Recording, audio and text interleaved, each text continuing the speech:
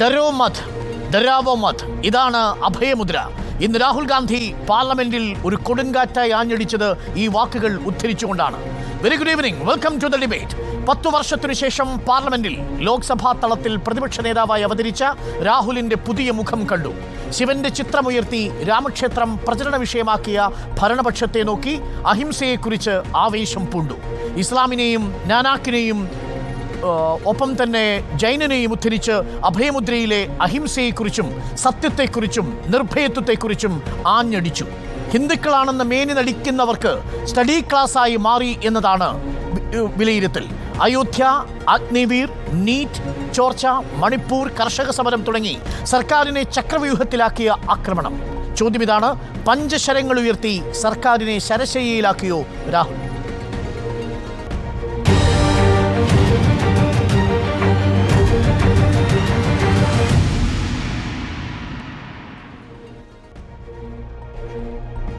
ലോക്സഭയിൽ പരമശിവന്റെ ചിത്രവും ഗുരു നാനാക്കിന്റെ ചിത്രവും ഇസ്ലാം മതചിഹ്നവും ഉയർത്തിക്കൊണ്ടായിരുന്നു ലോക്സഭയിലെ രാഹുൽ ഗാന്ധിയുടെ പ്രസംഗം.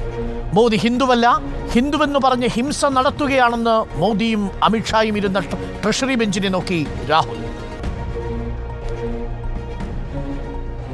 और जो लोग अपने आप को हिंदू कहते हैं वो 24 घंटा हिंसा हिंसा हिंसा, नफरत नफरत नफरत, असत्य सत्य असत्य.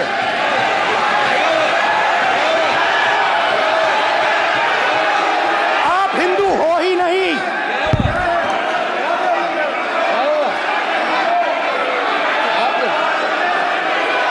Just get me that picture of Shiva. Yes, I'm inside Speaker's office. Hindu धर्म में साफ लिखा है, सत्य के साथ खड़ा होना चाहिए, सत्य से पीछे नहीं हटना चाहिए, सत्य से नहीं डरना चाहिए. अहिंसा हमारा प्रतीक है. अभयमुद्रा. രാഹുൽ ഹിന്ദു സമൂഹത്തെയാണ് അപമാനിച്ചതെന്നായിരുന്നു പ്രധാനമന്ത്രിയുടെ വിമർശനം. ഹിന്ദുക്കളെ മുഴുവൻ അക്രമകാരികളായി അധിക്ഷേപിച്ചെന്നാരോപിച്ച് രാഹുലിനെതിരെ ഭരണപക്ഷാംഗങ്ങൾ എഴുന്നേറ്റു. ये विषय बहुत गंभीर है. पूरे हिंदू समाज को हिंसक कहना ये गंभीर विषय है. നീറ്റ് പരീക്ഷ പണക്കാരായ വിദ്യാർത്ഥികൾക്ക് വേണ്ടിയാണ് നടത്തുന്നതെന്ന് രാഹുൽ ഗാന്ധി. ഇതൊരു പൊതുപരീക്ഷയല്ല, ഇപ്പോൾ അതൊരു കൊമേഴ്സ്യൽ പരീക്ഷയായി. 7 വർഷത്തിനിടെ 70 തവണ പൊതുപരീക്ഷാ ചോദ്യപേപ്പർ ചോർന്നു. വിദ്യാർത്ഥികൾ നീറ്റ് പരീക്ഷയിൽ വിശ്വസിക്കുന്നില്ലെന്ന് Rahul. NEET students spend years and years preparing for their exam, and the truth is that NEET students today do not believe in the exam, because they are convinced that the exam is designed for rich people, not meritorious people. I have met a number of NEET students. Every single one of them tells me that the exam is designed to create a quota for rich people and to create a passage for them into the system, and is designed not to help poor students. വിദ്യാർത്ഥികളുടെ മാത്രമല്ല യുവാക്കളുടെ പ്രശ്നവും രാഹുൽ ലോക്സഭയിലെത്തിച്ചു. അഗ്നിവീർ സേനയുടേത് അല്ലെന്നും പ്രധാനമന്ത്രിയുടെ ഓഫീസിന്റെ brain child ആണെന്നും Rahul use and through service എന്നും പേരും.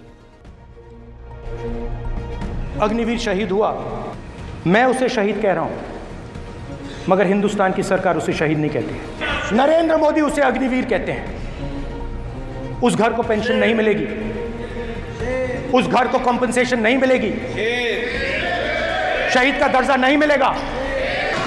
और पूरी सेना जानती है कि स्कीम प्राइम मिनिस्टर का ब्रेन चाइल्ड था, स्कीम सेना का ब्रेन चाइल्ड नहीं था. इनको अग्निवीर अच्छा लगता है, आप उसको रखिए. सिंपल सी बात है, हमारी सरकार आएगी, अग्निवीर को हटा दें.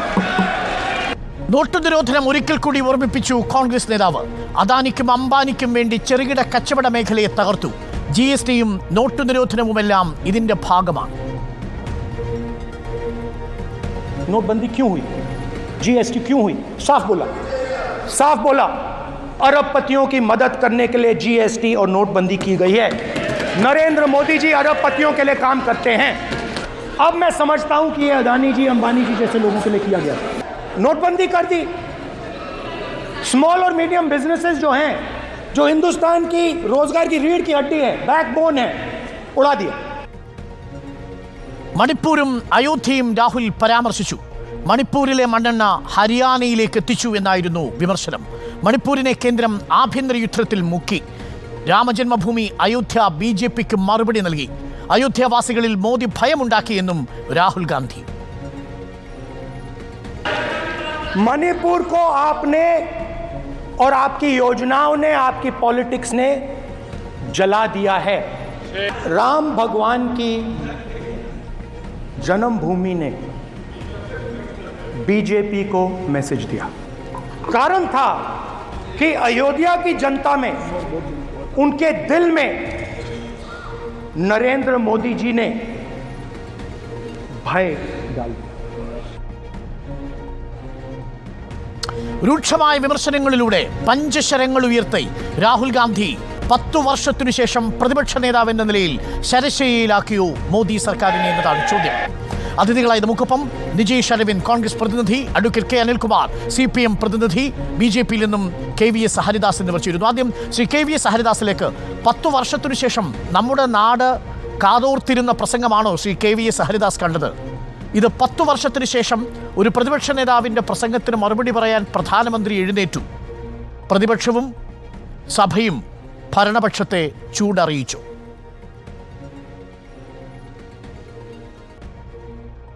അല്ല ഡോക്ടർ അരുൺ, ഞാൻ ആദ്യമേ ഒരു കാര്യം സൂചിപ്പിക്കട്ടെ. ഈ ചർച്ചയ്ക്ക് വിളിക്കുന്ന സമയത്ത് വിഷയം ഇതായിരുന്നില്ല പറഞ്ഞിരുന്നത്. ഈ ചർച്ച തുടങ്ങുന്നതിന് തൊട്ട് മുമ്പ് എന്നെ വീണ്ടും വിളിക്കുമ്പോഴും ഈ വിഷയം മാറിയ വിവരം നിങ്ങൾ സൂചിപ്പിച്ചില്ല. ഒരു നിമിഷം, അതൊരു ഒരു ഒരു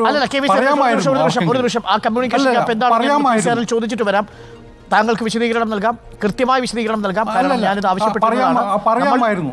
വിശ്വാസം ചോർച്ചയാർക്ക് എന്നതാണ് രാവിലെ നിശ്ചയിച്ചത്. അതിനുശേഷമാണ് രാഹുൽ ഗാന്ധിയുടെ പ്രസംഗം വന്നത്. ആ പ്രസംഗവും പിന്നീട് അതിനുള്ള BJP മറുപടിയും വൈകുന്നേരമാണ് എത്തിയത്. ആ വിഷയത്തിൻ്റെ പ്രധാന ലീഡ് ഇതായിരിക്കും എന്നുള്ളത് ഞാൻ ഡെസ്കിൽ അറിയിച്ചിരുന്നതാണ്. എന്താണ് സംഭവിച്ചതെന്ന് വിശദീകരിച്ചിട്ട് ഞാൻ അങ്ങേക്ക് മറുപടി നൽകാം. ശ്രീ KVS ഹരിദാസ്.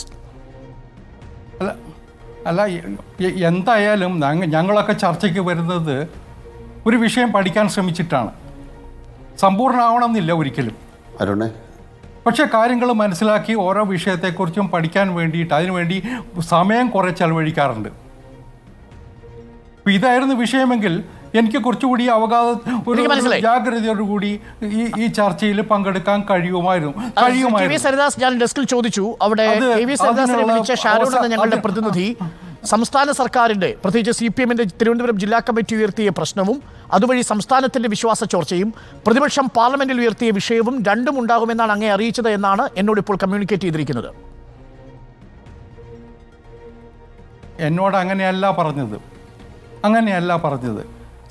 കേരളത്തിലും കേന്ദ്രത്തിലുമുള്ള സർക്കാരുകളുടെ വീഴ്ചകളെക്കുറിച്ചാണ്. എന്തിനാ ഇങ്ങനെ ഈ നിലയിൽ തെറ്റിദ്ധരിപ്പിക്കണമെന്ന് എനിക്കറിയില്ല. എന്നോട് പറഞ്ഞു വരാം. എന്നോട് മാത്രമല്ല, കേരളത്തിലും കേന്ദ്രത്തിലുമുള്ള സർക്കാരിന്റെ വിശ്വാസ ചോർച്ച അതല്ലേ പറഞ്ഞത്? അത് തന്നെയാണ് വിഷയം. അതെ, അതിലിപ്പോൾ നിങ്ങളിപ്പോൾ ഹൈലൈറ്റ് ചെയ്യുന്ന എന്തും ആയിക്കോട്ടെ, ദാറ്റ് ഈസ് ലെഫ്റ്റ് യു. നിങ്ങളുടെ ഡിസ്ക്രിപ്ഷൻ ഞാൻ അതിനെക്കുറിച്ച് വരുന്നില്ല. അത് പറയാമായിരുന്നു. ഇത്തരം കാര്യങ്ങളിൽ ഞങ്ങളൊക്കെ ആ നിലയിൽ ചർച്ചകൾക്ക് മുമ്പ് തയ്യാറെടുത്ത് വരാൻ ശ്രമിക്കുന്നവരാണ്. കേന്ദ്രത്തിന്റെയും സംസ്ഥാന സർക്കാരിന്റെയും വിശ്വാസ ചോർച്ച എന്നതായിരുന്നു നമ്മൾ രാവിലെ വിഷയം സെലക്ട് ചെയ്തത്. അതിനുശേഷമാണ് BJP ഇന്ന് രാഹുൽ ഗാന്ധി ഉയർത്തിയ വിഷയങ്ങൾക്കുള്ള മറുപടിയുമായി എത്തുന്നത്. ഈ ഘട്ടത്തിലാണ് പ്രധാന ലീഡ് ഇന്ന് പ്രതിപക്ഷത്തിന്റെ വിമർശനങ്ങളായിരിക്കും എന്ന് നമ്മൾ പറഞ്ഞത്. അത് രണ്ടാമത് അങ്ങേ ഓർമ്മിപ്പിക്കാൻ വിട്ടുപോയിട്ടുണ്ടെങ്കിൽ അതിന് ഞാൻ ക്ഷമ ചോദിക്കുന്നു. പക്ഷേ വിഷയം കേന്ദ്രമായിരുന്നു എന്ന് താങ്കൾ തന്നെ സംബന്ധിച്ച സ്ഥിതിക്ക് ചർച്ച തുടരാം. എനിക്ക് അതിനകത്ത് വിഷമം ഉണ്ടായിട്ടില്ല. പക്ഷേ പറയാമായിരുന്നു. എന്നോട് മാത്രമല്ല, BJPയുടെ ഈ വർക്കുകൾ ഇത് കോർഡിനേറ്റ് ചെയ്യുന്നവരുടെ എനിക്ക് കിട്ടുന്ന മെസ്സേജും മറ്റൊന്നായിരുന്നു. അത് പോട്ടെ, ഞാൻ സൂചിപ്പിച്ചു എന്ന് മാത്രം. ഇത്തരം വിഷയങ്ങളിൽ ചർച്ചയ്ക്ക് പങ്കെടുക്കാനുള്ള പ്രയാസം ഉണ്ടായിട്ടില്ല. പക്ഷെ അത് നിങ്ങളുടെ ഭാഗത്തുണ്ടായ ഈ പാളിച്ചയും കൂടി ചൂണ്ടിക്കാണിക്കണം എന്ന് എനിക്ക് തോന്നി. അത് പറഞ്ഞു എന്ന് മാത്രം. രണ്ടാമത്തെ ഇപ്പോൾ രാഹുൽ ഗാന്ധിയുടെ പ്രസംഗത്തെക്കുറിച്ചാണ്. രാഹുൽ ഗാന്ധി കഴിഞ്ഞ 10 വർഷം പാർലമെൻറ്റിൽ ഉണ്ടായിരുന്നു അരുണേ. ആ കാലഘട്ടത്തിലൊന്നും അദ്ദേഹത്തിൻ്റെ നാവ് പൊങ്ങുന്നത് നമ്മൾ കണ്ടിട്ടില്ല. വിവരക്കേടുകൾ പലപ്പോഴും എഴുന്നള്ളിച്ചു എന്നതിനപ്പുറത്തേക്ക് പ്രധാനപ്പെട്ട ചർച്ചകളിലൊന്നും അദ്ദേഹത്തിൻ്റെ സാന്നിധ്യം നമ്മൾ കണ്ടിട്ടുണ്ടായിരുന്നില്ല. ഇപ്പോൾ അദ്ദേഹം വന്നു, നല്ലത് തന്നെയാണ്. അതിൽ അങ്ങനെ ഒരാൾ ഒരു സാമാന്യ ബുദ്ധിയോടുകൂടി പെരുമാറാൻ സംസാരിക്കാൻ തുടങ്ങിയാൽ അത് പ്രതിപക്ഷത്തിന് മാത്രമല്ല സർക്കാരിനും നല്ലതാണ്. പക്ഷേ ഇന്ന് അദ്ദേഹം എന്താ പറഞ്ഞത്? മുഴുവൻ ഹിന്ദുക്കളെ അപമാനിക്കുകയല്ലേ ചെയ്തത്. ഹിന്ദു എന്ന് പറഞ്ഞ് നടക്കുന്നവർ എന്താ അദ്ദേഹം ഉപയോഗിച്ച വാക്ക് അക്രമകാരികളാണെന്നാണോ? അത് നമ്മുടെ സംസ്കാരമാണോ? ഇന്ത്യയിലെ മുഴുവൻ ഹിന്ദുക്കളെ ആക്ഷേപിക്കുകയും അപമാനിക്കുകയല്ലേ ചെയ്തത്. അതിനോടാണ് നരേന്ദ്രമോദി പ്രതികരിച്ചത്, അല്ലാതെ രാഹുൽ ഗാന്ധി നടത്തിയ പ്രസംഗത്തോടല്ല. അതിൻ്റെ ഗൗരവം പ്രധാനമന്ത്രിക്ക് മനസ്സിലായി. പ്രധാനമന്ത്രി മാത്രമല്ല, അമിത്ഷായും അതിനോട് പ്രതികരിച്ചു. മാത്രമല്ല, വേറെയും ചില കാര്യങ്ങൾ അദ്ദേഹം പറഞ്ഞതിനെക്കുറിച്ച് രാജ്നാഥ് സിംഗും പ്രതികരിക്കുകയുണ്ടായി. ആ പറഞ്ഞ കാര്യങ്ങളിലെ വസ്തുതകൾ തിരുത്തിക്കൊണ്ടാണ് രാജ്നാഥ് സിംഗ് സംസാരിച്ചത്. മഹാദേവിനെ മഹാദേവ് ജയ് എന്ന മുദ്ര എന്ന് വിളിച്ചുകൊണ്ട് രാഹുൽ ഗാന്ധി ശിവന്റെ തൃശൂലത്തെക്കുറിച്ച് പറഞ്ഞതും ശിവന്റെ കഴുത്തിലെ നാഗത്തെക്കുറിച്ച് പറഞ്ഞതും അത് സത്യത്തെയും അഹിംസയും പ്രതിനിധാനം ചെയ്തു എന്ന് പറഞ്ഞതും ഹിന്ദുക്കളായവർ കേട്ടില്ലേ? അല്ലെന്ന് ഞാൻ ചോദിക്കുന്നത്, ഈ രാഹുൽ ഗാന്ധി ആരാ? ഞാൻ അരുണിനോട് ചോദിച്ചോട്ടെ, രാഹുൽ ഗാന്ധി ആരാ? അദ്ദേഹത്തിന്റെ പാരമ്പര്യം എന്താ? ജീവശാസ്ത്ര ഇവിടെ വന്ന് ഹിന്ദുക്കളെ ജൈവശാസ്ത്രപരമായി രാജീവ് ഗാന്ധിക്കും സോണിയാഗാന്ധിക്കും ജനിച്ച ഇന്ത്യയുടെ പ്രതിപക്ഷ നേതാവായി ഇപ്പോൾ മാറിയിരിക്കുന്ന രാഷ്ട്രീയ നേതാവ്, അതാണ് രാഹുൽ ഗാന്ധി. അത് അരുണിന്റെ വിശദീകരണം ഇന്ത്യയിലെ ജനങ്ങൾക്ക് അറിയാം എന്താണെന്നുള്ളത്. ഞാൻ അതിലെ വിശദാംശങ്ങളിലേക്ക് കടക്കുന്നില്ല. ഞാൻ കടക്കുന്നില്ല. രാഹുൽ ഗാന്ധി നടത്തിയ പരാമർശം ഹിന്ദു സമൂഹത്തെ മുഴുവൻ അപമാനിക്കത്തക്കതായിരുന്നു എന്ന് മോദി മറുപടി നൽകി എന്നതിൽ എനിക്കൊരു പ്രതികരണം അല്ല, ഒരു മിനിറ്റ് ഞാൻ പൂർത്തിയാക്കട്ടെ, അതിനുശേഷം നിങ്ങൾ പോയിക്കോളൂ. ആരുടെ ഞാനിത് സൂചിപ്പിക്കാൻ കാരണം, ഇദ്ദേഹം കഴിഞ്ഞ കുറേ നാളുകളായിട്ട് ഓരോ ഘട്ടത്തിലും എടുക്കുന്ന നിലപാടുകൾ എന്താ? മധ്യപ്രദേശിലും രാജസ്ഥാനിലും ഒക്കെ തെരഞ്ഞെടുപ്പ് വരുന്ന സമയത്ത് ഹിന്ദുവിൻ്റെ വേഷം കിട്ടും. സന്യാസിയെ പോലെ ഭസ്മവും കുറിയിട്ട് കുങ്കുമം കുറിയിട്ട് കാവ്യം കൊടുത്ത് രുദ്രാക്ഷവും കഴുത്തിലിട്ട് നടക്കുന്നത് നമ്മൾ കണ്ടിട്ടില്ലേ? മറ്റൊരു തെരഞ്ഞെടുപ്പ് വരുമ്പോൾ ഒരു മൗലവിയുടെ വേഷം കെട്ടി നിൽക്കുന്ന, തലയിൽ തൊപ്പിയും വെച്ച് പ്രചരണത്തിന് പോകുന്ന ആളെ നമ്മൾ കണ്ടിട്ടില്ലേ? ഗുജറാത്തിലും മധ്യപ്രദേശിലും കാണാത്ത രാഹുൽ ഗാന്ധിയെ ഇന്ത്യയുടെ മറ്റു പല ഭാഗങ്ങളിലും നമ്മൾ കണ്ടിട്ടുണ്ട്. ഇതൊരു രാഷ്ട്രീയ നാടകമല്ലേ അദ്ദേഹം നടത്തി വന്നത് ഇന്ത്യയിലെ പലപ്പോഴും? ഞങ്ങൾ ഹിന്ദുത്വത്തിന് വേണ്ടി നിലകൊള്ളുന്നവരാ. ഞങ്ങൾ നരേന്ദ്രമോദി ഹിന്ദുത്വത്തിൻ്റെ പ്രവാചകനെ പോലെ നിലകൊള്ളുന്നവരാണ്. ഹിന്ദു ആണെന്ന കാര്യത്തിൽ അഭിമാനം കൊള്ളുന്നവരാണ്. ഹിന്ദുത്വത്തെ ഞങ്ങൾക്ക് ആക്ഷേപിക്കേണ്ട കാര്യമില്ല. ഞങ്ങൾ ഹിന്ദുക്കളാണ്. ഞങ്ങൾ ഹിന്ദുത്വത്തിൽ അഭിമാനം കൊള്ളുന്നവരുമാണ്. അതിൽ ഒരു സംശയവുമില്ല. ഞങ്ങൾക്ക്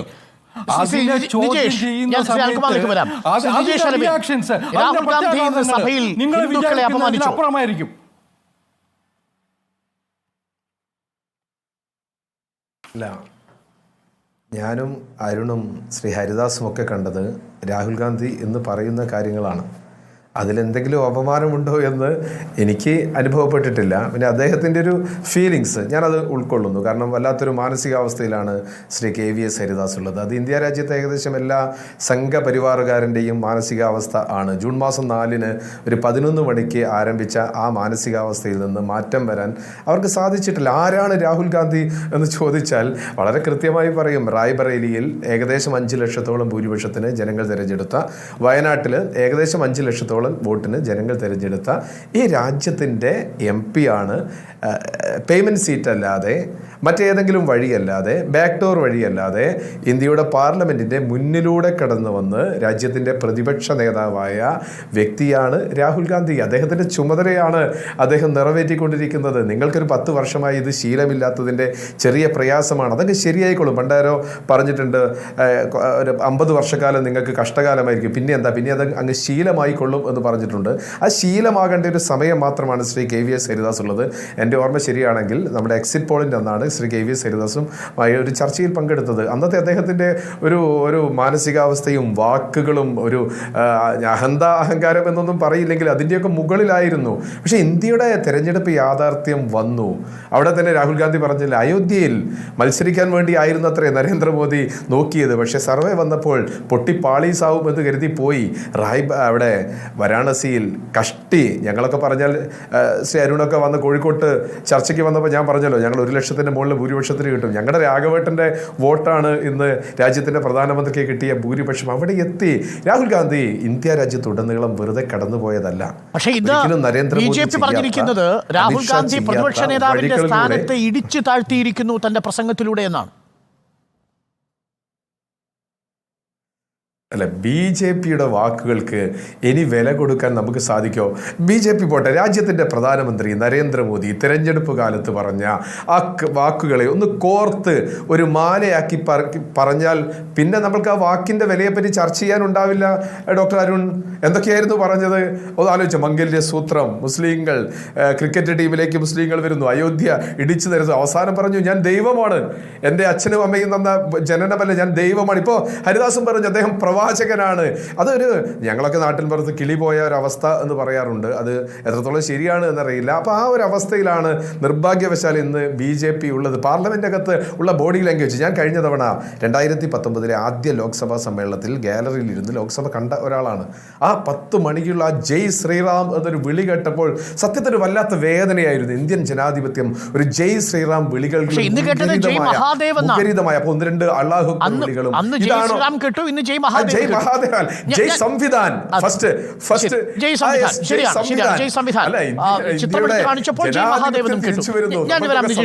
വളരെ പ്രധാനപ്പെട്ട കാര്യമാണ്. Advocate K. അനിൽകുമാർ, ഇവിടെ KVS ഹരിദാസ് വിശദീകരിക്കാൻ ശ്രമിക്കുന്നത് ഹിന്ദു സമൂഹത്തെ മുഴുവൻ അടച്ചാക്ഷേപിക്കുന്ന രീതിയിലാണ് ഇന്നത്തെ പ്രസംഗം നടത്തിയിരിക്കുന്നത്. ഈ രാഹുൽ ഗാന്ധി ആരാണ് എന്ന് നമുക്കറിയാം. 10 വർഷം ഈ രാഹുൽ ഗാന്ധിയും പ്രതിപക്ഷവും ഒക്കെ ഉണ്ടായിരുന്നല്ലോ. പ്രതിപക്ഷ നേതാവ് ഔദ്യോഗികമായില്ലെങ്കിലും അന്നൊന്നും കാണാത്ത ആവേശം ഇപ്പോൾ കണ്ടു എന്ന് കരുതി അതിനൊന്നും BJP ചെവി കൊടുക്കാൻ പോകുന്നില്ല എന്നാണ്. ഇന്ന് യഥാർത്ഥത്തിൽ പ്രതിപക്ഷം ശരശയ്യയിലാക്കിയോ സർക്കാരിനെ?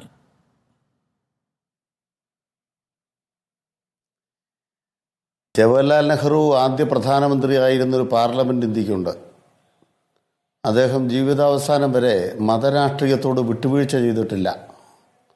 മതരാഷ്ട്രീയം കൈകാര്യം ചെയ്യുന്നവരെ മതരാഷ്ട്രീയത്തിന് തന്നെ കളരിയിൽ ചെറുക്കാനാവില്ല എന്ന് 1000 തവണ പറഞ്ഞിട്ടുള്ള ഒരു നേതാവാണ് ജവഹർലാൽ നെഹ്റു.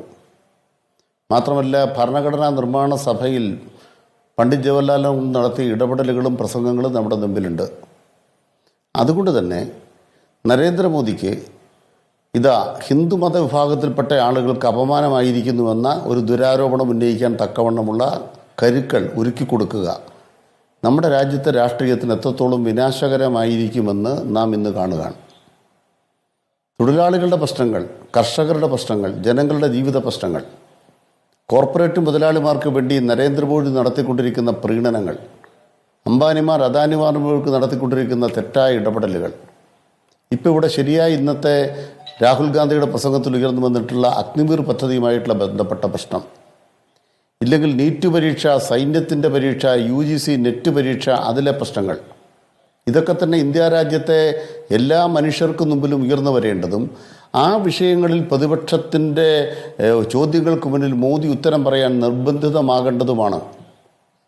പക്ഷേ നരേന്ദ്രമോദി വളരെ സൂത്രത്തിൽ രക്ഷപ്പെടാൻ ഒരു പഴുതൊരുക്കി കൊടുത്തു എന്നുള്ളതാണ് വളരെ അതായത് ഇത് രാഹുൽ ഗാന്ധി നടത്തിയ ശൈവ വൈഷ്ണവ സംഘർഷങ്ങൾ, ഈ ശിവന്റെ ചിത്രം ഉയർത്തിപ്പിടിച്ചുകൊണ്ട് ഹിന്ദുക്കളിൽ ഒരു വിഭാഗം അഹിംസയെ പുൽകുന്നില്ല, ഹിംസയാണ് പറയുന്നത് എന്ന് പറഞ്ഞ പ്രസംഗം നരേന്ദ്രമോദിക്ക് രക്ഷപ്പെടാനുള്ള പഴുതൊരുക്കി എന്നാണോ? ആ പ്രസംഗത്തിൽ പാളിച്ചയുണ്ട് എന്നാണ് അഡ്വക്കേറ്റ് K. അനിൽകുമാർ പറയുന്നത്. അല്ല, നരേന്ദ്രമോദിയെ കൊണ്ട് നീറ്റ് പരീക്ഷയ്ക്ക് മറുപടി പറയിപ്പിക്കാനായോ? നെറ്റ് പരീക്ഷയുടെ ചോർച്ചയ്ക്ക് മറുപടി പറയിക്കാനായോ? നിങ്ങൾ അംബാനി അദാനിമാർക്ക് വേണ്ടി നടത്തുന്ന വിടുവേലയെക്കുറിച്ച്, ദാസ്യവേലയെക്കുറിച്ച്, കർഷകൻ്റെ തൊഴിലാളിയുടെ പ്രശ്നങ്ങളെക്കുറിച്ച് മറുപടി പറയാൻ കഴിഞ്ഞോ? അത് പാർലമെൻറ്റിൽ ഉന്നയിക്കപ്പെട്ടോ? നമ്മുടെ രാജ്യത്തെ ഏറ്റവും ഗുരുതരമായ വിലക്കയറ്റം ഉന്നയിക്കപ്പെട്ടോ? നിങ്ങൾ ശൈവ വൈഷ്ണവ സംഘർഷങ്ങളുടെ കാലത്ത് ഉയർന്നു വന്നിരുന്ന ഒരു അന്തരീക്ഷത്തിലേക്ക് ഇന്ത്യ പാർലമെൻറ്റിനെയും ഇന്ത്യയെയും തിരിച്ചു കൊണ്ടുപോകാനാണോ? അങ്ങനെ BJPക്ക് പ്രതിരോധമുണ്ടാക്കാമെന്നാണോ? അങ്ങനെ ഉണ്ടാക്കുന്ന എല്ലാ പ്രതിരോധങ്ങളും തീവ്ര വർഗീയത, ആ വർഗീയത അന്തരീക്ഷം നിലനിർത്താൻ ഉപയോഗിക്കൂ. അത് UPയിലെ ജനവിധിയെ വഞ്ചിക്കുന്നതാണ്. പക്ഷേ അഡ്വക്കേറ്റ് കെ അനിൽകുമാർ, ഹിന്ദുയിസവും ഹിന്ദുത്വവും രണ്ടാണ് എന്ന പ്രത്യയശാസ്ത്രത്തിലാണ് രാഹുൽ ഗാന്ധിയും ശശി തരൂരാണെങ്കിലും കോൺഗ്രസ് ക്യാമ്പും വിശ്വസിക്കുന്നത്. അപ്പോൾ ഹിന്ദുയിസത്തിൻ്റെ വ്യത്യസ്ത ധാരകളുണ്ടെന്നും ആ ഹിന്ദുയിസത്തിനും അപ്പുറത്തേക്ക് മറ്റു മതങ്ങളിൽ അദ്ദേഹം ബുദ്ധനെക്കുറിച്ച് പറയുന്നു, ഇസ്ലാം മതത്തിൻ്റെ ചിഹ്നങ്ങൾ എടുത്ത് കാട്ടുന്നു, ഗുരു നാനാക്കിൻ്റെ ചിത്രങ്ങൾ എടുത്ത് കാട്ടുന്നു, മഹാവീരൻ്റെ ചിത്രങ്ങൾ എടുത്ത് കാട്ടുന്നു. ഇതൊക്കെ കാട്ടിയാണ് അദ്ദേഹം പറയുന്നത്. അപ്പോൾ സർവ്വമതസാരവും ഏകം, അത് അഹിംസയും സത്യവുമാണ് എന്നതല്ലേ രാഹുൽ ഗാന്ധി പറഞ്ഞതിൻ്റെ പൊരുൾ, അഡ്വക്കേറ്റ് കെ അനിൽകുമാർ? അല്ല, ഇവിടെ പ്രധാനപ്പെട്ട പ്രശ്നമല്ല നമ്മൾ ഉന്നയിക്കുന്ന ചിഹ്നങ്ങൾ. എന്തുകൊണ്ട് ശ്രീരാമൻ ആ ചിത്രത്തിൽ ഉയരുന്നില്ല? അതല്ലേ നരേന്ദ്രമോദിയുടെ ചോദ്യം, നരേന്ദ്രമോദി ഉന്നയിക്കുന്ന ചോദ്യം. അവിടെയാണ് ഞങ്ങൾ പറയുന്നത്, ഇത്തരം ചിഹ്നങ്ങൾ പാർലമെൻറ്റിൽ പ്രദർശിപ്പിക്കുന്നതും അതിനെ പാർലമെന്റ് ചർച്ചാ വേദിയാക്കുന്നതും സ്വയം പരാജയപ്പെടുത്തുകയാണ്. ഈ തെരഞ്ഞെടുപ്പിലെ ജനവിധി ഞാൻ മനസ്സിലാക്കിയത് ചോദ്യം വളരെ പ്രസക്തമാണ്. ഭരണഘടനാ നിർമ്മാണ സഭ തള്ളിക്കളഞ്ഞ ആശയത്തെ പാർലമെന്റിൽ ലോക്സഭ ദൈവചിഹ്നങ്ങൾ ഉപയോഗിച്ച് ചർച്ച ചെയ്യുന്നുവെന്നാണ്. പക്ഷേ അതിനെ അദ്ദേഹം സമീകരിക്കുന്നത് ഗാന്ധിയുമായിട്ടാണ്. ഈ അഭയമുദ്ര അത് എല്ലാ മതങ്ങൾക്കും അഹിംസയായിരുന്നു എന്ന് നമ്മളുടെ പ്രതിപക്ഷ നേതാവ് പറയുന്നതിൽ സാങ്കേതികമായി എന്ത് പിശകാവുള്ളത്? അതാണ് ഗാന്ധി പറഞ്ഞത്, അതാണ് സ്വാതന്ത്ര്യ സമരത്തിനെതിരെ ഉപയോഗിച്ച ആയുധം, ആ അഹിംസയും സത്യവുമാണ് എന്നാണ് രാഹുൽ ഗാന്ധി ഇന്ന് സഭയിൽ പറഞ്ഞത്. അതിലെന്തെങ്കിലും സാങ്കേതികമായി ഒരു രാഷ്ട്രീയ പിശകുള്ളതായിട്ട് എനിക്ക് തോന്നുന്നില്ല. അഡ്വക്കേറ്റ് കെ അനിൽകുമാർ, ഈ കഴിഞ്ഞ പാർലമെന്റ് തെരഞ്ഞെടുപ്പിന് ശേഷം നമ്മുടെ രാജ്യത്തെ ഒരു പ്രത്യേക മതവിഭാഗത്തെ തെരഞ്ഞെടുപ്പിച്ച് കടന്നാക്രമണം നടക്കുകയാണ്. ആ കടന്നാക്രമണത്തിന് എന്താ ഇപ്പോൾ സംഭവിച്ചുകൊണ്ടിരിക്കുന്നത്? അത് പാർലമെന്റിൽ ഉന്നയിക്കപ്പെട്ടതായിട്ട് ഞാൻ കണ്ടില്ല. ഉണ്ട്. മണിപ്പൂർ വിഷയം ഉന്നയിച്ചു, പൊളിറ്റ് ബ്യൂറോ ചൂണ്ടിക്കാണിച്ചു. മണിപ്പൂർ വിഷയം ഉന്നയിച്ചു അഡ്വക്കേറ്റ് കെ അനിൽകുമാർ. മണിപ്പൂരിലെ മണ്ണെണ്ണ ഹരിയാനയിലേക്ക് കൊണ്ടുപോയി. മണിപ്പൂരിനെ കുറിച്ചല്ല ഞാൻ പറഞ്ഞത്. ഞാൻ മണിപ്പൂരിനെ കുറിച്ചല്ല പറയുന്നത്. ന്യൂനപക്ഷം മുസ്ലിം വിഭാഗത്തെ കുറിച്ച്, മണിപ്പൂരിനെ കുറിച്ചല്ല ഞാൻ പറഞ്ഞത്. ഒരു പ്രത്യേക മതന്യൂനപക്ഷത്തെ തെരഞ്ഞെടുപ്പിച്ചുകൊണ്ട് ഇന്ത്യ രാജ്യത്തെ വിവിധ സംസ്ഥാനങ്ങളിൽ നടക്കുന്ന കടന്നാക്രമണങ്ങളെക്കുറിച്ച് CPI പൊളിറ്റ് ബ്യൂറോ മിനിഞ്ഞാന്ന് പറഞ്ഞു. ഞങ്ങളൊരു ഏതെങ്കിലും മതപ്രകടനത്തിൻ്റെ ഭാഗമായിട്ടല്ല പറയുന്നത്. ഈ വേട്ട നമ്മുടെ രാജ്യത്ത് നടത്തുന്നത് ഒരു പ്രത്യേക മതവിഭാഗത്തിൽപ്പെട്ടവരെ ഒരുമിപ്പിക്കാനാണ്, അല്ലെങ്കിൽ പ്രത്യേക മതവിഭാഗങ്ങളിൽപ്പെട്ടവരെ പരസ്പരം ഒരുമിപ്പിക്കാനാണ്. ഇതിനെതിരായിട്ടും അദ്ദേഹം മിണ്ടുന്നില്ല. അപ്പോൾ വസ്തുനിഷ്ഠ യാഥാർത്ഥ്യങ്ങളിൽ നിന്നുകൊണ്ട് ഒരു മതനിരപേക്ഷ രാഷ്ട്രീയത്തിൻ്റെ അടിത്തറയിലാണ് പുതിയ പാർലമെന്റ് പ്രവർത്തിക്കേണ്ടത്. അല്ല, മതാടിസ്ഥാനത്തിലാണ് പാർലമെന്റ് പ്രവർത്തിക്കേണ്ടത്, മതപരമായ കാര്യങ്ങളാണ് പാർലമെന്റ് പ്രവർത്തിക്കേണ്ടത് എന്ന നില വരുമ്പോൾ സംഭവിക്കുന്ന കാര്യം എന്താണ്? ഒരു മുസ്ലിം പോലും ഇല്ലാത്തൊരു മന്ത്രിസഭയാണ് ഞങ്ങൾക്കുള്ളതെന്ന് മോടി നടിക്കാൻ അല്ലെങ്കിൽ മേനി നടിക്കാൻ നരേന്ദ്രമോദിക്കും BJPക്കാർക്കും സാധിക്കുകയും അതിൻ്റെ ഭാഗമായി ധ്രുവീകരണത്തിന് അവർക്ക് അരങ്ങൊരുക്കുകയും ചെയ്യും. അതുകൊണ്ട് പശ്ചിമ UPയിലെ ജനങ്ങളുടെ ജനവിധി എന്താണ്? UPയിലെ ജനങ്ങളുടെ ജനവിധി എന്താണ്? ആ ജനവിധിക്ക് അനുശാസിക്കുന്ന വിധത്തിലല്ല മതവിഷയങ്ങളുടെ പന്ത് ഉരുട്ടാൻ പാർലമെന്റ് ഉപയോഗിച്ചപ്പോൾ ആ പന്ത് സമർത്ഥമായി കളിക്കാനാവുന്നത് നരേന്ദ്രമോദിക്കാണ്, അമിത്ഷയ്ക്കാണ്, BJPക്കാണ്. അത് ആരോഗ്യകരമായ ഒരു വിമർശനമാണ് അഡ്വക്കേറ്റ് കെ അനിൽകുമാർ. അതിന് മറുപടി നിതീഷ് പറയട്ടെ. തന്ത്രപരമായ ഒരു പാളിച്ച രാഹുൽ ഗാന്ധിയുടെ പ്രസംഗത്തിന്റെ മുൻഗണനാക്രമത്തിലുണ്ടോ എന്നതാണ് അഡ്വക്കേറ്റ് കെ അനിൽകുമാർ ഉന്നയിക്കുന്നത്. പക്ഷേ അഗ്നിവീർ ഉന്നയിച്ചിട്ടുണ്ട്, ഇതിൽ കർഷകരുടെ സമരം ഉന്നയിച്ചിട്ടുണ്ട്, മണിപ്പൂർ വിഷയം ഉന്നയിച്ചിട്ടുണ്ട്, നീറ്റ് പരീക്ഷയും ഉന്നയിച്ചിട്ടുണ്ട്. ആ പ്രസംഗത്തിൽ പല ഘട്ടങ്ങളിലായിട്ടാണ്. ഞാൻ അതുകൊണ്ടാണ് പഞ്ചശരങ്ങൾ എന്ന് പറഞ്ഞത്. അതിലൊന്ന് മാത്രമാണ് ഈ ഹിന്ദുവിനെ മുൻനിർത്തിക്കൊണ്ടുള്ള രാഹുൽ ഗാന്ധിയുടെ പ്രസംഗം. ഞാൻ ഒരിക്കൽ കൂടി KV സഹരിദാസിലേക്ക് പോകുന്നു. KV സഹരിദാസ്, അഗ്നിവീറിനെ കുറിച്ച് നമുക്ക് ഹിന്ദുമതത്തെക്കുറിച്ചുള്ള ചർച്ച നമുക്ക് അടുത്ത രണ്ടാം ഘട്ടത്തിലേക്ക് നമുക്ക് എടുക്കാം. മറ്റു ചില വിഷയങ്ങൾ കൂടി പറയുന്നുണ്ട്. അഗ്നിവീറിനെ കുറിച്ച് പറയുന്നു. അഗ്നിവീറിനെ കുറിച്ച് പറഞ്ഞത് യൂസ് ആൻഡ് ത്രോ ആക്കി മാറ്റിയിരിക്കുന്നു ഈ സർക്കാർ എന്നതാണ്. ഇവർക്ക് ജവാന്മാർക്കിടയിൽ വിഭജനമുണ്ടാക്കുന്നു. ഈ അഗ്നിവീറിൽ വീരമൃത്യു വരിച്ചാൽ പോലും അവർക്ക് സാമ്പത്തിക സഹായം കിട്ടില്ല. അവരുടെ പെൻഷൻ 1, സ്ഥിര നിയമനം കിട്ടുന്നവരുടെ പെൻഷൻ 1. അപ്പോൾ അഗ്നിവീറുകളെ പ്രധാനമന്ത്രിയുടെ ബ്രെയിൻ ചൈൽഡായിട്ട് കാണുന്നു, അത് സേനയുടെ പോലുമല്ല എന്ന വിമർശനം ഉന്നയിക്കുന്നു. ചെറുപ്പക്കാരെ ആകർഷിക്കാൻ ഇന്ന് രാഹുൽ ഗാന്ധിയുടെ പ്രസംഗത്തിന് സാധിച്ചിട്ടില്ലേ? കർഷകരെക്കുറിച്ച് പറയുന്നു, നീറ്റിനെ കുറിച്ച് പറയുന്നു, മണിപ്പൂരിനെ കുറിച്ച് പറയുന്നു, രാജ്യം അത് കേൾക്കുന്നു. ഇന്ന് എല്ലാ മാധ്യമങ്ങളും അത് റിപ്പോർട്ട് ചെയ്യുന്നു. KV ഹരിദാസ്. പക്ഷേ BJP കേവലം ഹിന്ദു വിഷയത്തിൽ മാത്രമേ പ്രതികരിച്ചിട്ടുള്ളൂ. അഗ്നിവീറിൻ്റെ കാര്യത്തിൽ പറഞ്ഞതൊന്നും യഥാർത്ഥത്തിൽ വസ്തുതകൾക്ക് നിരക്കുന്നതല്ല എന്നതാണ് കോൺഗ്രസിന്റെ ഭാഷ്യം. KVS.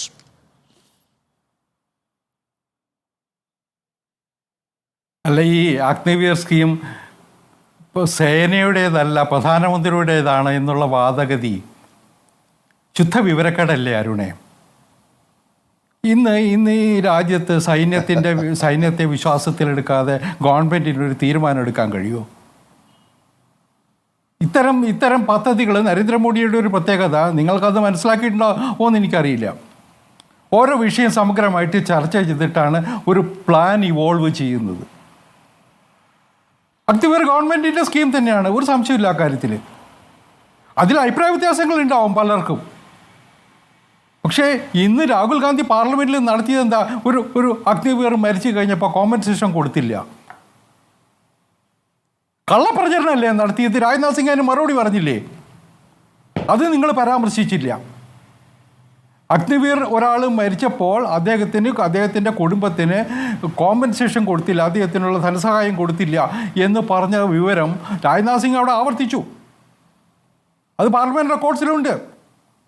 1 കോടി ഉറുപ്പിക കൊടുത്തു എന്നാണ് എൻ്റെ ഓർമ്മ, എന്ന് പറഞ്ഞു എന്നാണ് എൻ്റെ ഓർമ്മ. അതിന് ശേഷം വേണമെങ്കിൽ ബാക്കി ഗവൺമെൻറ് പരിശോധിക്കും. ഞങ്ങൾ ഇവരെ ഒന്നും 2 തട്ടിലല്ലേ ആക്കുന്നത്. ഒരു പരിഷ്കാരം കൊണ്ടുവന്നു. അത് ഫലപ്രദമാണോ എന്ന് ഗവൺമെൻറ് പരിശോധിക്കും.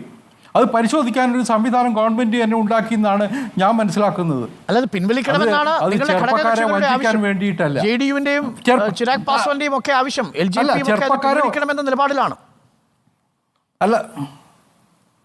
അല്ലെന്ന് ഞാൻ പറഞ്ഞല്ലോ, അത്തരം ചില കാര്യങ്ങളും നിർദ്ദേശങ്ങൾ വന്നാൽ അത് ഗവൺമെൻറ് പരിശോധിക്കും. ഗവൺമെൻറ് അതുമായിട്ട് മുന്നോട്ട് പോകും. പക്ഷെ ഒരു കാര്യം നമ്മൾ മറന്നുകൂടാ, ഇപ്പോഴും അഗ്നിവീറിൻ്റെ റിക്രൂട്ട്മെൻറ്റ് നടക്കുന്നുണ്ട് കേരളത്തിൽ പോലും. ആയിരക്കണക്കിന് ചെറുപ്പക്കാർ അതിൻ്റെ പിന്നാലെയുണ്ട്, ജോലിക്ക് ചേരാൻ തയ്യാറായിട്ടുണ്ട്. അവർക്ക് പൂർത്തിയാക്കട്ടെ. ഞാൻ ഒന്ന് പൂർത്തിയാക്കട്ടെ. ആരുടെ അഗ്നിവീറാണ് തിരിച്ചടിച്ചത് എന്നുള്ളത് മാധ്യമങ്ങളുടെ വിശദീകരണ, ചില മാധ്യമപ്രവർത്തകരുടെ നിരീക്ഷണമാണത്. പക്ഷേ സൈന്യത്തിൽ നേരെ വർഷങ്ങളായിട്ട് സേവനം അനുഷ്ഠിക്കുന്ന പഴയ തലമുറയിൽപ്പെട്ടവർക്ക് ഇത് ഡൈജസ്റ്റ് ചെയ്യുന്നുണ്ടാവില്ല ഈ സിസ്റ്റം. അത് ശരിയാണ്. ഭരണ പരിഷ്കാരങ്ങൾ ഉണ്ടാകുന്ന സമയത്ത്, ഓരോ മേഖലയിലും പരിഷ്കാരങ്ങൾ ഉണ്ടാകുന്ന സമയത്ത് പഴയ തലമുറക്കാർക്ക് അത് ഡൈജസ്റ്റ് ചെയ്യണമെന്നില്ല. പക്ഷേ ഇത്തരം പരിഷ്കാരങ്ങൾ ആവശ്യമാണ് എന്ന് ഗവൺമെൻറ് ഒരു ഘട്ടത്തിൽ കരുതി അത് നടപ്പിലാക്കുകയും ചെയ്തു. അതിലേക്ക് ചെറുപ്പക്കാർ, ക്വാളിഫൈഡ് ആയിട്ടുള്ള ചെറുപ്പക്കാർ ഇന്ന് വരുന്നുണ്ട്. ഇത് 4 വർഷം കഴിഞ്ഞോ അല്ലെങ്കിൽ 5 വർഷം കഴിഞ്ഞോ പുറത്തിറങ്ങുന്നവരെ കൈയൊഴിയല്ല ചെയ്യുന്നത്. ഗവൺമെൻറ് തന്നെ അവർക്ക് മറ്റ് ജോലികൾ, നമ്മളത് പലവട്ടം ചർച്ച ചെയ്തതാണ് ഇതിനു മുമ്പ്. ഈ അഗ്നിവീർ സ്കീം ഇൻട്രൊഡ്യൂസ് ചെയ്ത സമയത്ത് നമ്മൾ എത്രയോ വട്ടം ചർച്ച ചെയ്തതാണ്. അവർക്ക് തൊഴിൽ കണ്ടെത്താൻ, അവർക്കൊരു പാക്കേജ് കൊടുക്കാൻ ഒക്കെ ഗവൺമെൻറ് തയ്യാറായിട്ടുണ്ട്. അതുകൊണ്ട് അതിലൊന്നും പോരായ്മകളുണ്ടാവാം. ആ പോരായ്മകൾ പരിഹരിക്കാനുള്ള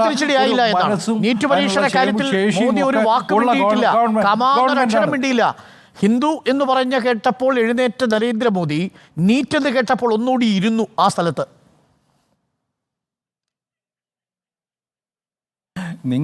നിങ്ങൾക്ക് നരേന്ദ്രമോദിയെക്കുറിച്ച് ധാരണയില്ലാത്തത് കൊണ്ടാണ്. അരുൺകുമാർ അതിന് മറുപടി നൽകി. സ്വയം കുഴിച്ച കുഴിയിലേക്കാണ് രാഹുൽ ഗാന്ധി ചെന്ന് വീഴാൻ പോയിട്ടുള്ളത്.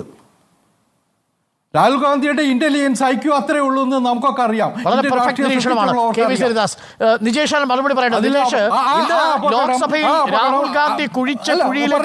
അപകടം അരുണിന് മനസ്സിലായി, അനിലിന് മനസ്സിലായി, മനസ്സിലായി. KV ഹരിദാസ്, നിജേഷോട് നമുക്ക് അത് ചോദിക്കേണ്ടതുണ്ട്. നിജേഷ്, ഇന്ന് യഥാർത്ഥത്തിൽ ലോക്സഭയിൽ രാഹുൽ ഗാന്ധി മതത്തിന്റെ ചിഹ്നങ്ങൾ എടുത്തു കാട്ടി ഒരു സെൽഫ് ഗോൾ അടിക്കുകയായിരുന്നോ? അങ്ങനെ ആ സെൽഫ് ഗോൾ ആണോ നരേന്ദ്രമോദി അടിച്ചത്? ബാക്കി എല്ലാ വിഷയങ്ങളിൽ നിന്നും നരേന്ദ്രമോദിക്കും അമിത്ഷായ്ക്കും ഒഴിഞ്ഞു പോകാൻ അവസരം ലഭിക്കുകയും ഹിന്ദുക്കളെല്ലാവരും തീവ്രവാദത്തെക്കുറിച്ച് പറയുന്നു, ഹിംസയെക്കുറിച്ച് പറയുന്നു എന്ന രീതിയിലുള്ളൊരു പ്രസ്താവനയായി വ്യാഖ്യാനിക്കപ്പെട്ടു. അത് തന്ത്രപരമായ പാളിച്ചയല്ലേ? ഒന്ന് രാഹുൽ ഗാന്ധിയുടെ IQ ലെവലൊക്കെ പരിശോധിക്കാൻ KVS ഹരിദാസിന് എന്തെങ്കിലും മെഷീൻ ആവശ്യമുണ്ടെങ്കിൽ തരാം. അത് ഇന്ത്യയിലെ ജനത കണ്ടുകൊണ്ടിരിക്കുകയാണ്. ഇന്ന് രാഹുൽ ഗാന്ധിയുടെ പ്രസംഗമാണ് മിസ്റ്റർ അരുൺ ഈ ഇന്ത്യയിലെ മുഴുവൻ ചാനലുകളിലെയും വാർത്താ ലീഡ് ഇത് സംസാരിച്ചു കൊണ്ടിരിക്കുന്നത്. അത് തെറ്റാണെങ്കിൽ പിന്നെ ശ്രീ അനിൽകുമാറിന് അഭിപ്രായം കമ്മ്യൂണിസ്റ്റ് പാർട്ടി ഓഫ് ഇന്ത്യ മാർക്സിസ്റ്റിനുണ്ടോ എന്ന് എനിക്ക് സംശയമുണ്ട്. ഇന്ന് രാജസ്ഥാനിലെ ചില വീടുകൾക്കകത്ത് കയറി വീടിൻ്റെ ഫ്രിഡ്ജ് തുറന്ന് അതിനകത്ത് പശുവിറച്ചി ഉണ്ടോ എന്ന് പരിശോധിക്കുമ്പോൾ, മഹാരാഷ്ട്രയിൽ പശുവിറച്ചിയുടെ പേരിൽ ആളുകളെ തല്ലിക്കൊല്ലുമ്പോൾ, ഇങ്ങേയറ്റത്ത് തെലുങ്കാനയിൽ പോലും ഈ തരത്തിൽ മുസ്ലിം മതവിഭാഗങ്ങൾക്കെതിരെ ഹിന്ദുത്വം പറഞ്ഞുകൊണ്ട് ആളുകൾ വീണ്ടും പഴയ മെഷീനിലേക്ക് പോകുമ്പോൾ, മുസൽമാൻ്റെ വീടുകൾ ഒരുപാട് വീടുകൾ ബുൾഡോസർ വെച്ച് നിരത്തുമ്പോൾ, അവിടെയൊക്കെ മതം പറയുന്ന സമയത്ത് ഇന്ത്യയുടെ പാർലമെൻറ്റിനകത്ത് ഈ മതം അത് ഹിംസയുടെ മതമല്ല, ഈ മതത്തിന് ഇത് സ്നേഹത്തിൻ്റെ മതമാണ്, അതെടുത്ത് ഉപയോഗിക്കുന്ന ഇവരുടേതാണ് പ്രശ്നം എന്ന് പറയാതെ ഒളിച്ചോടേണ്ട കാര്യം രാഹുൽ ഗാന്ധിക്കില്ല. അങ്ങനെ ആർക്കെങ്കിലും പറയാൻ ബുദ്ധിമുട്ടുണ്ടെങ്കിൽ അവരാണ് ഒളിച്ചോടുന്നത്, പാളിപ്പോയ തന്ത്രങ്ങളുമായി വന്നാണ്. അതുകൊണ്ട് ഞങ്ങളത് സെൽഫ് ഗോളല്ല. ഇന്ത്യയുടെ പാർലമെൻറ്റിൽ 235 അംഗങ്ങളുടെ പിന്തുണയോടുകൂടിയാണ് രാഹുൽ ഗാന്ധി സംസാരിച്ചിട്ടുള്ളത്. അത് ഏതെങ്കിലും മതത്തിന് വേണ്ടിയിട്ടല്ല. ഒരു മതത്തിൻ്റെയും അട്ടിപ്പേർ അവകാശം ഒരുത്തനും കൊടുത്തിട്ടില്ല എന്ന് തന്നെയാണ് പറയുന്നത്. അങ്ങ് അയോധ്യയിൽ പോയി ഇത് ഞാൻ ഉണ്ടാക്കിയ അമ്പലമാണ് എന്ന് പറഞ്ഞ് പ്രാണപ്രതിഷ്ഠ നടത്തിയ ആ നരേന്ദ്രമോദിക്ക് ജനം കൊടുത്ത മറുപടിയാണ് അയോധ്യയിലെ വിധി. അതല്ലേ മനസ്സിലാക്കേണ്ടത്? ഇനി ഹിന്ദുത്വം പറഞ്ഞുകൊണ്ട് ഏതെങ്കിലും ദൈവങ്ങളുടെ ചിത്രം വെച്ചുകൊണ്ട് ഇതെല്ലാം ഞങ്ങളുടേതാണ് എന്ന് പറഞ്ഞാൽ ജനം അത് വിശ്വസിക്കുന്നില്ല. ജനങ്ങൾക്ക് വിശ്വാസമുണ്ട്. ആ വിശ്വാസമാണ്. അല്ലാതെ ഈ മതത്തെ ഉപയോഗിച്ചുകൊണ്ട്, ഹിന്ദുത്വത്തെ ഉപയോഗിച്ചുകൊണ്ട് തീവ്രവാദ പ്രവർത്തനങ്ങൾ, മറ്റു മതങ്ങളെ അടിക്കാനുള്ള പരിപാടികൾ നടപ്പില്ല എന്ന് ഇന്ത്യൻ പാർലമെന്റിൽ നട്ടെല്ലുയർത്തി ഒരാൾ പറയുന്ന സമയത്ത് അത് തന്ത്രപരമായ വീഴ്ചയാണ്, IQ ലെവലിന്റെ പ്രശ്നമാണ് എന്നൊക്കെ പറഞ്ഞ വലിയ ബുദ്ധിമുട്ടാണ്. കോൺഗ്രസ് മുക്ത ഭാരതം സ്വപ്നം കണ്ട, കോൺഗ്രസ് ഉണ്ടാവില്ല എന്ന് പറഞ്ഞ, പപ്പു എന്ന് വിളിച്ച, നിരന്തരമായി ആക്ഷേപിച്ച, ആ തലമുറയെ നിരന്തരമായി പറഞ്ഞ ആളുകൾ ഇന്ന് രാഹുൽ ഗാന്ധിയെ പാർലമെന്റിൽ അംഗീകരിക്കുന്നില്ല. രാഹുൽ ഗാന്ധി പറഞ്ഞൊരു ചെറിയ വാക്ക്, സ്പീക്കറോട് പറഞ്ഞൊരു കാര്യമുണ്ട്, ഞാനും പ്രധാനമന്ത്രി കൂടിയാണ് നിങ്ങളെ അങ്ങോട്ട് ആനയിച്ചത്, എനിക്ക് നിങ്ങൾ ജെന്റിലായി കൈ തന്നു, പക്ഷെ പ്രധാനമന്ത്രിക്ക് തന്നപ്പോൾ നിങ്ങളുടെ നട്ടെല്ല് വളഞ്ഞുപോയി.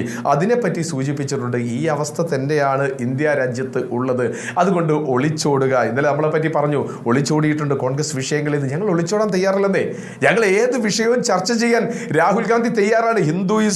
ഹിന്ദുത്വവും ചർച്ച ചെയ്യാൻ ഞങ്ങൾ തയ്യാറാണ് പാർലമെന്റിനകത്ത് എന്നൊരാൾ പറയുമ്പോൾ, ഇവർ നേരത്തെ കൊണ്ടുവന്ന അടിയന്തരാവസ്ഥ പറഞ്ഞപ്പോൾ ആ അടിയന്തരാവസ്ഥയെ തള്ളിപ്പറഞ്ഞ ഒരു രാഹുൽ ഗാന്ധി, ലോകത്തോട് തള്ളിപ്പറഞ്ഞ ഒരു രാഹുൽ ഗാന്ധിയുണ്ട്. ആ രാഹുൽ ഗാന്ധി ഏതെങ്കിലും ഒരു വിഷയം, IQ ലെവലൊക്കെ കിടക്കട്ടെ, ഏത് വിഷയത്തിൽ നിന്നാണ് മാറ്റമുണ്ടാക്കിയത്? ഡോക്ടർ അരുൺ വിശദീകരിക്കാം.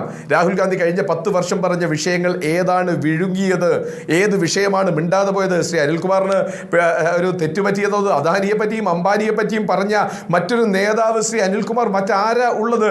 അദ്ദേഹം ഇന്ത്യ രാജ്യത്തെ സാധാരണക്കാരനെ കണ്ടു പോകുന്ന സമയത്ത് നിങ്ങൾക്കൊരു തെറ്റുപറ്റി, പൊറോട്ടയാണ്, മന്തിയാണ് എന്നൊക്കെ പറഞ്ഞ് ആക്ഷേപിക്കാൻ ശ്രമിച്ചു. ഞാൻ ആ യാത്രയോടൊപ്പം ഒരുപാട് സ്റ്റേറ്റുകളിൽ പോയതാ. മിസ്റ്റർ അനിൽകുമാർ, നിങ്ങൾ പറയണം, കർണാടകയിൽ പോയി അദ്ദേഹം കണ്ട 2 വിഭാഗം, ഒന്ന് ദേവദാസികളെ ബെൽഗാമിൽ, ഇപ്പുറത്ത് ട്രാൻസ്ജെൻഡർ ഉൾപ്പെട്ട ആളുകളെ, അവരോടൊക്കെ സംവദിച്ച ഒരു രാഹുൽ ഗാന്ധി ഉണ്ടാക്കിയെടുത്ത ഒരു അടിത്തറയുണ്ട്. ആ അടിത്തറ ഏതെങ്കിലും പണ്ടാരോ എഴുതി വെച്ച് ഈ രാജ്യത്തെ ഹിന്ദുരാഷ്ട്രം ഉണ്ടാക്കാനുള്ള പുസ്തകത്തിനകത്ത് അരിച്ചു പെറുക്കി കഴിഞ്ഞാൽ കിട്ടില്ല. ജനങ്ങളിൽ നിന്ന് ജനങ്ങളുടെ അഭിപ്രായമെടുത്ത് ഒരു നേതാവ് ഉണ്ടായി വരുന്ന സമയത്ത് അതിനെ അംഗീകരിക്കാനുള്ളൊരു മനസ്സ് വേണ്ടേ? ഞാൻ KVS ഹരിദാസിനോട് ചോദിക്കട്ടെ, ഇന്ത്യയിൽ ഇങ്ങനെ സഞ്ചരിച്ച ഒരു BJP നേതാവിനെ, RSS നേതാവിനെ നിങ്ങളൊന്ന് പറഞ്ഞതാ? ഇന്ത്യയിലെ സകലമാന ജനങ്ങളോട് സംവദിക്കാൻ ധൈര്യം കാണിച്ച ഒരാളെ പറഞ്ഞതാ? ഇന്ന് ജൂലൈ മാസം 1-ാം തീയതി, കഴിഞ്ഞ മെയ് മാസം 3-ാം തീയതി തുടങ്ങിയ സഞ്ചരിച്ചു. ഹിമാലയം മുതൽ കന്യാകുമാരി വരെയും, വിവേകാനന്ദ പാറ മുതൽ അങ്ങ് ഋഷികേശ് വരെയും, പിന്നെ കേദാർനാഥിലും പോയിട്ടുണ്ട് നമ്മളുടെ പ്രധാനമന്ത്രി നരേന്ദ്രമോദി.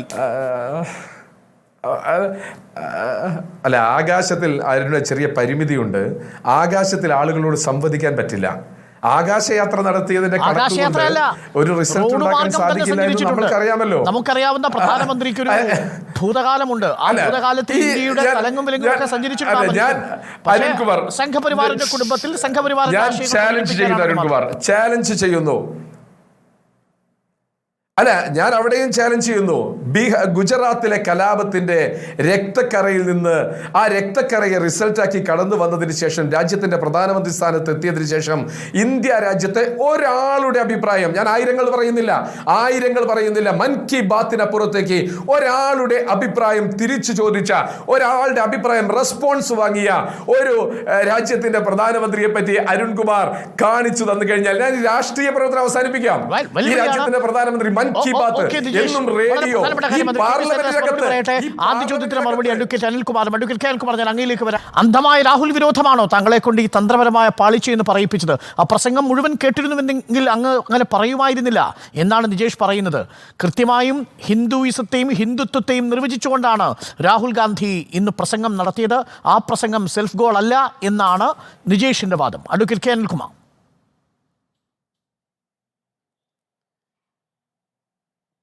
ഇവിടെ നെഹ്റുവിനെ കുറിച്ച് ഓർക്കുന്നത് രാഹുൽ ഗാന്ധിയോടുള്ള വിപ്രതിപത്തിയാണ് ധരിക്കരുത്.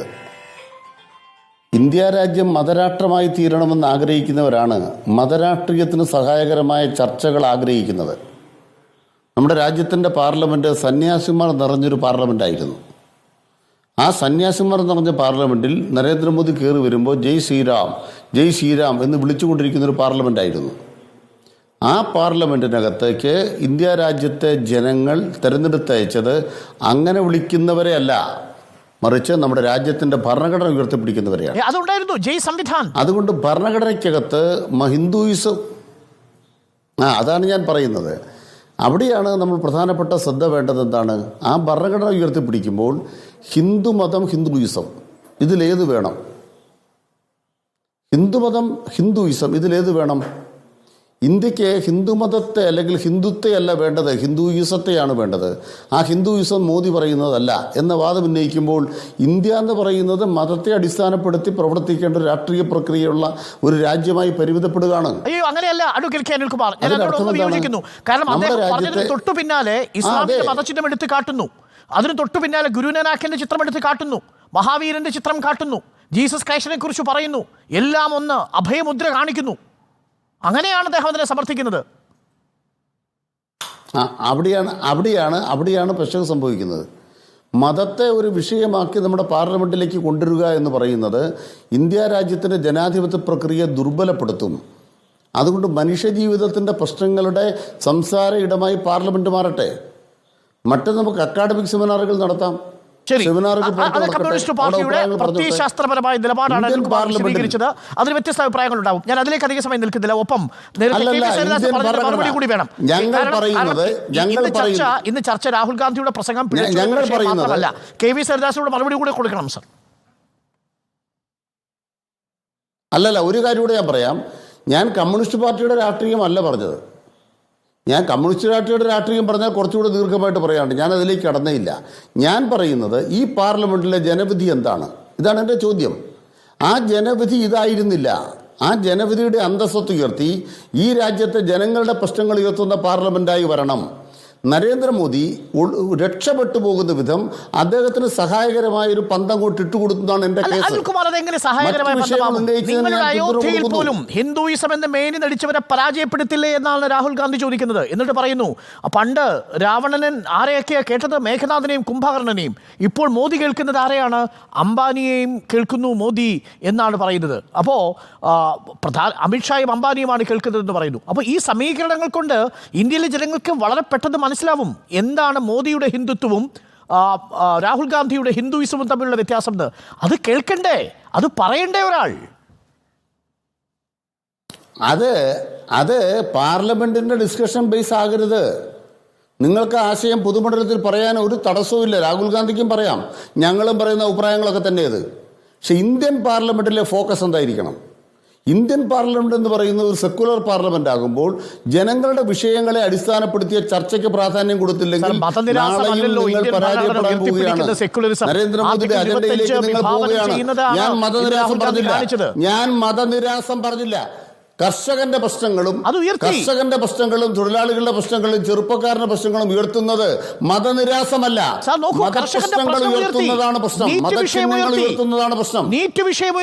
അതാണ് അതിന് മറുപടി കിട്ടാത്ത എന്തുകൊണ്ട്? അതിന് മറുപടി കിട്ടാൻ അതിന് മറുപടി കിട്ടാൻ പറ്റാതിരുന്നത് മറുഭാഗത്ത് അവർക്ക് രക്ഷപ്പെടാനുള്ള മറ കൂടി കൊടുത്തിരിക്കുകയാണ്. നരേന്ദ്രമോദിക്ക് വീശാനുള്ള വിശറി കൊടുക്കരുത്. ആ വിശറി കൊടുത്ത് അതിൻ്റെ മറയിൽ നരേന്ദ്രമോദിയും അമിത്ഷായും രക്ഷപ്പെട്ടു പോവുകയാണ്. അവരവരുടെ ക്യാമ്പയിനായിട്ട് മുന്നോട്ട് പോവുകയാണ്. ഞങ്ങൾ പറയുന്നത് പാർലമെന്റിനകത്ത് ഉന്നയിക്കുന്ന വിഷയങ്ങൾ മതനിരാസത്തിൻ്റെതാകണം എന്നല്ല ഞാൻ പറഞ്ഞത്, മറിച്ച് മനുഷ്യ ജീവിത പ്രശ്നങ്ങളായിരിക്കണം. നരേന്ദ്രമോദി കർഷക സമരത്തെ കുറിച്ച്, നീറ്റിനെ കുറിച്ച്, മണിപ്പൂരിനെ കുറിച്ച് പറയുന്നു. അവിടെയാണ് നമ്മുടെ പാർലമെന്റ് എന്ന് പറയുന്നത് ഏതടിസ്ഥാനത്തിൽ പ്രവർത്തിക്കണം. ഇതിൽ മതപരമായ ശരി ഏത് തെറ്റെന്നുള്ളത് തീരുമാനത്തിന്റെ വിഷയം ഇന്ത്യൻ പാർലമെന്റിന്റെ വിഷയമല്ല. വോട്ടെടുത്തിട്ട് ഹിന്ദുത്വമാണോ ഹിന്ദുയിസമാണെന്നോ തീരുമാനിക്കേണ്ടത്? ഒരു വോട്ടെടുപ്പ് നടത്തിയിട്ട് ഹിന്ദുത്വമാണോ ഹിന്ദുയിസമാണോ തീരുമാനിക്കേണ്ടത്?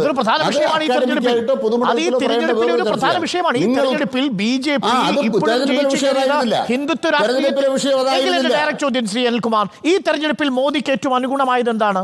ഇസ്ലാമോഫോബിയയും ഹിന്ദുത്വ രാഷ്ട്രീയവുമല്ലേ? നരേന്ദ്രമോദിക്ക് ഏറ്റവും അനുകൂലമായത് ഇന്ത്യ രാജ്യത്തെ പ്രതിപക്ഷത്തിനെതിരെ കടന്നാക്രമണം നടത്താനും സംവിധാനങ്ങൾ ഉപയോഗിക്കാനും ഇന്ത്യയിലെ ഇലക്ഷൻ കമ്മീഷനെ കൈക്കിട്ടിയത്. അതുപയോഗിച്ച് വർഗീയ ഭ്രാന്ത് പറഞ്ഞത്.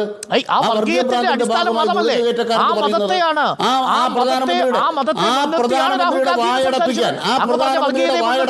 രാഹുൽ ഗാന്ധി അതിനുള്ള മറുപടി അതല്ല പ്രസംഗിച്ചത്. ആ പ്രധാനമന്ത്രിയുടെ കാണേണ്ടത്. പക്ഷേ എന്റെ ചോദ്യം ഇതാണ്, അഗ്നിവീറിനെ കുറിച്ച് കർഷകരെ കുറിച്ച് പറയുന്നു, നീറ്റിനെ കുറിച്ച് പറയുന്നു, അടിസ്ഥാന വിഷയങ്ങളെല്ലാം അവതരിപ്പിക്കുന്നുണ്ട്. ഞങ്ങൾ സപ്പോർട്ട് ചെയ്തു. ഞങ്ങളിതിനെ സപ്പോർട്ട് ചെയ്തു. പക്ഷെ കൂട്ടിക്കുഴച്ചപ്പോൾ ഫോക്കസ് പോവുകയും എതിരാളിയുടെ കയ്യിൽ ഒരു പന്ത് കൊടുക്കുകയും ചെയ്തു. മതരാഷ്ട്രീയത്തിന്റെ കളത്തിലല്ല കളിക്കേണ്ടത്. ഹിന്ദുത്വത്തെയും ഹിന്ദുയിസത്തെയും വേർതിരിക്കാനാണ് രാഹുൽ ഗാന്ധി ഇന്നത്തെ പ്രസംഗത്തിലൂടെ ശ്രമിച്ചത്. എന്താണ് അദ്ദേഹം പറഞ്ഞു വെച്ചത്? എല്ലാ മതസാരവും ഏകമാണ്. അത് അഹിംസയെക്കുറിച്ച് പറയുന്നു, സത്യത്തെക്കുറിച്ച് പറയുന്നു, നിർഭയത്വത്തെക്കുറിച്ച് പറയുന്നു. അഭയമുദ്രയാണ് കോൺഗ്രസിന്റെ ചിഹ്നം. അതാണ് ഹിന്ദുയിസവും പ്രതിനിധാനം ചെയ്യുന്നത്, ഇസ്ലാമിസവും പ്രതിനിധാനം ചെയ്യുന്നത്, ഇന്ത്യയുടെ ഐതിഹാസികമായിട്ടുള്ള നാഗരികതയും പ്രതിനിധാനം ചെയ്യുന്നത് എന്ന ആശയമാണ് മുന്നോട്ട് വെച്ചത്. അത് മനസ്സിലായില്ലേ ബി ജെ പിക്ക്? അതെങ്ങനെയാണ് ഹിന്ദുക്കളെ അപമാനിക്കലാവുക? അല്ല അരുണ, അത് വളരെ വിശദമായ ചർച്ച ചെയ്യേണ്ട ഒരു വിഷയമാണ്. എനിക്ക് മറുപടി ഇല്ലാഞ്ഞിട്ടല്ല. പക്ഷെ അതിനു മുമ്പ് കോൺഗ്രസിൻ്റെ സുഹൃത്ത് പറഞ്ഞ ചില കാര്യങ്ങളുണ്ട്. നരേന്ദ്രമോദിയെ നരാധമനെന്നും രക്തക്കറ പൂണ്ട ആളെന്നൊക്കെ വിളിച്ച് ആക്ഷേപിച്ചിട്ട് ഞാനതിന് മറുപടി പറയാതെ ഈ ചർച്ചയിൽ നിന്ന് ഇറങ്ങിപ്പോകാൻ പറ്റില്ല. ഇവർ അദ്ദേഹം സൂചിപ്പിച്ചത് ഗുജറാത്ത് കലാപത്തെക്കുറിച്ചാണ്. ഗുജറാത്തിലെ ആ കലാപത്തിന് ശേഷം അന്ന് കോൺഗ്രസ്സാണ് കേന്ദ്രം ഭരിക്കുന്നത്. എന്തെല്ലാം ചെയ്തികൾ നരേന്ദ്രമോദിക്കെതിരായിട്ട് അവർ ചെയ്തു. CBIയുടെ മുമ്പിൽ എത്ര മണിക്കൂർ അദ്ദേഹത്തിനെ കൊണ്ട് ഇരുത്തി. SIT രൂപീകരിച്ചില്ലേ? അവസാനം സുപ്രീം കോടതി വരെ എന്താ ആ കാര്യത്തിൽ നരേന്ദ്രമോദിയുടെ അടുത്ത നിലപാട്? അദ്ദേഹത്തിന് കുറ്റവാളിയായിട്ട് പറഞ്ഞോ? നിങ്ങൾക്ക് പ്രചരണം നടത്താം നരേന്ദ്രമോദിക്ക് എതിരായിട്ട്. ആ കലാപത്തിന് ശേഷം ഗുജറാത്തിൽ നടന്ന തെരഞ്ഞെടുപ്പിൽ ഏതാണ്ട് 127 സീറ്റ് നേടിയിട്ടാണ് BJP വീണ്ടും അധികാരത്തിലും വന്നത്. നിങ്ങൾക്ക് എന്ത് പ്രചരണവും നടത്താം. നിങ്ങൾ ഡൽഹിയിൽ സിഖുകാരെ കൂട്ടക്കൊല ചെയ്തത് പോലെയല്ല. അതിന് കോൺഗ്രസിൻ്റെ നേതാക്കന്മാർ തെരുവിൽ ഇറങ്ങി ചെയ്തത് ചരിത്രത്തിൻ്റെ ഭാഗമാണിന്ന്. അന്ന് ഗുജറാത്തിൽ പ്രശ്നമുണ്ടായപ്പോൾ പട്ടാളത്തിനെ വിട്ടിട്ട് അക്രമികളെ അടിച്ചൊതുക്കാൻ ശ്രമിച്ച മോഡിയാണ് നമ്മൾ കാണുന്നത്. ചരിത്രം മറന്നു പോകരുത്. നരേന്ദ്രമോദിയെ ആക്ഷേപിക്കാൻ വേണ്ടി നിങ്ങൾക്ക് എന്തും പറയാം. പക്ഷേ ഇതൊക്കെ കള്ളത്തരം വളമ്പിയിട്ട് ഈ ചർച്ച മുന്നോട്ട് കൊണ്ടുപോകാൻ പറ്റില്ല. പിന്നെ നരേന്ദ്രമോദിക്ക് ജനങ്ങളുമായിട്ട് എന്ത് ബന്ധമെന്ന് രണ്ടാമത്തെ അദ്ദേഹത്തിൻ്റെ ചോദ്യം. അരുണ, ഈ കഴിഞ്ഞ ലോക്സഭാ തെരഞ്ഞെടുപ്പ് സമയത്ത് രാജ്യത്ത് 206 റാലികളിലാണ് നരേന്ദ്രമോദി പങ്കെടുത്തത്. 206 റാലികളിൽ അവരൊരാളെ വിളിച്ചാൽ എത്ര ആയിരം പേര് അദ്ദേഹത്തിനെ കേൾക്കാൻ വന്നിട്ടുണ്ടാവും? എത്ര റോഡ് ഷോകളുണ്ട്? ഏതാണ്ട് സമാനമായ റോഡ് ഷോകൾക്കും അദ്ദേഹം തയ്യാറായിട്ടുണ്ട്. ഒരു ദിവസം 3-4 പൊതുപരിപാടികളിൽ പങ്കെടുത്തു, രാജ്യം മുഴുവൻ നടന്ന്. അങ്ങനെ ഒരു ജനകീയനായ നേതാവാണ് അദ്ദേഹം. ജനങ്ങളുടെ ഹൃദയത്തിൽ ജീവിക്കുന്ന നേതാവാണ് അദ്ദേഹം. മാത്രമല്ല ചെറുപ്പത്തിലെ കുടുംബം വിട്ട്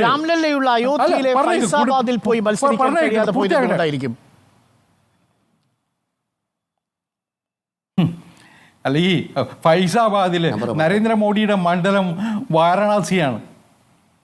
നരേന്ദ്രമോദിയുടെ മണ്ഡലം വാരണാസി, അവിടെ തന്നെയാണ് അദ്ദേഹം മത്സരിച്ചത്. അല്ലാതെ അദ്ദേഹത്തിന് ഇതിനു മുമ്പത്തെ തെരഞ്ഞെടുപ്പിൽ കിട്ടിയതിനേക്കാൾ കൂടുതൽ വോട്ട് പറഞ്ഞു കേൾക്കൂ. എൻ്റെ അരുണെ, ഈ വിവരക്കേടുകൾ അരുണിനെ പോലുള്ള മാധ്യമപ്രവർത്തകർ വിളിച്ചു പോവാതിരിക്കാതെ.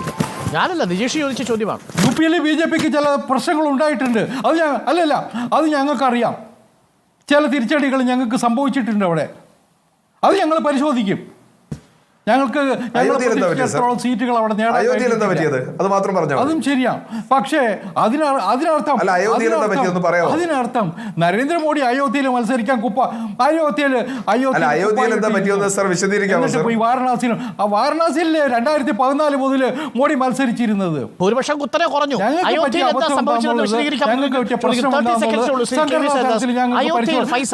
പരിശോധിക്കാൻ അറിയാം. അതിനെ മറികടക്കാൻ ഞങ്ങൾക്ക് സാധിക്കും. അല്ല, ഞങ്ങളത് പരിശോധിക്കുന്നുണ്ടെന്ന്. ശരി, പരിശോധിക്കുന്നുണ്ട്. ഞങ്ങൾക്ക് അതിനുള്ളൊരു സംവിധാനമുണ്ട്, സംഘടന സംവിധാനമുണ്ട്. ശരി, thank you Shri K V Saridas. BJP പരിശോധിക്കുകയാണ്. അഡ്വക്കേറ്റ് കെ അനിൽകുമാർ, നിജേഷ് അരവിന്ദ് ചർച്ചയിൽ ചേർന്നതിന്.